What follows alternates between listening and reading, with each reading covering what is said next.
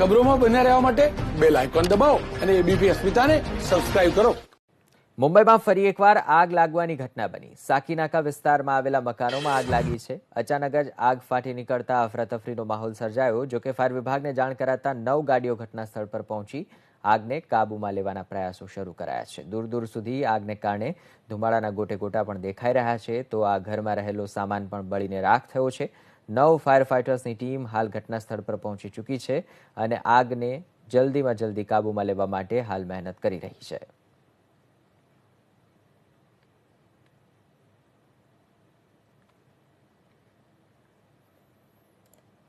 તો દ્રશ્યો પરથી જ સમજી શકાય છે કે આગ વિકરાળ છે અને સાથે જ મોટા પાયે ઘર વખરીને નુકસાની પણ પહોંચી છે.